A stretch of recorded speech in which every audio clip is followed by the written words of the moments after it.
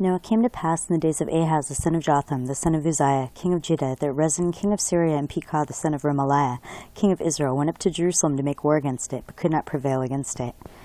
And it was told to the house of David, saying, Syria's forces are deployed in Ephraim. So his heart and the heart of his people were moved as the trees of the woods are moved with the wind. Then the Lord said to Isaiah, Go out now to meet Ahaz, you and Shear-Jashub your son, at the end of the aqueduct from the upper pool, on the highway to the fuller's field, and say to him, Take heed and be quiet.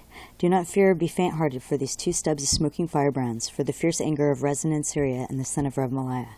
Because Syria, Ephraim, and the son of Remaliah have plotted evil against you, saying, Let us go up against Judah and trouble it, and let us make a gap in its wall for ourselves, and set a king over them, the son of Tabel. Thus says the Lord God, It shall not stand, nor shall it come to pass. For the head of Syria is Damascus, and the head of Damascus is Rezin. Within 65 years Ephraim will be broken, so that it will not be a people. The head of Ephraim is Samaria, and the head of Samaria is Remaliah's son. If you will not believe, surely you shall not be established. Moreover, the Lord spoke again to Ahaz, saying, Ask a sign for yourself from the Lord your God. Ask it either in the depth or in the height above. But Ahaz said, I will not ask, nor will I test the Lord. Then he said, Hear now, O house of David. Is it a small thing for you to weary men, but will you weary my God also? Therefore the Lord himself will give you a sign. Behold, the virgin shall conceive and bear a son, and shall call his name Immanuel. Curds and honey he shall eat, that he may know to refuse the evil and choose the good.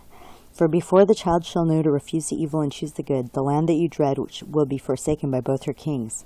The Lord will bring the king of Assyria upon you and your people and your father's house, days that have not come since the day that Ephraim departed from Judah.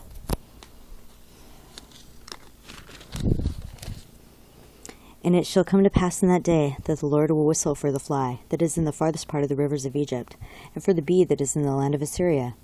They will come, and all of them will rest, in the desolate valleys and in the clefts of the rocks, and on all thorns and in all pastures. In the same day the Lord will shave with the hired razor, with those from beyond the river, with the king of Assyria, the head and the hair of the legs, and will also remove the beard. It shall be in that day that a man will keep alive a young cow and 2 sheep. So it shall be from the abundance of milk they give, that he will eat curds. For curds and honey everyone will eat who is left in the land. It shall happen in that day that wherever there could be 1,000 vines, worth 1,000 shekels of silver, it will be for briars and thorns. With arrows and bows men will come there, because all the land will become briars and thorns.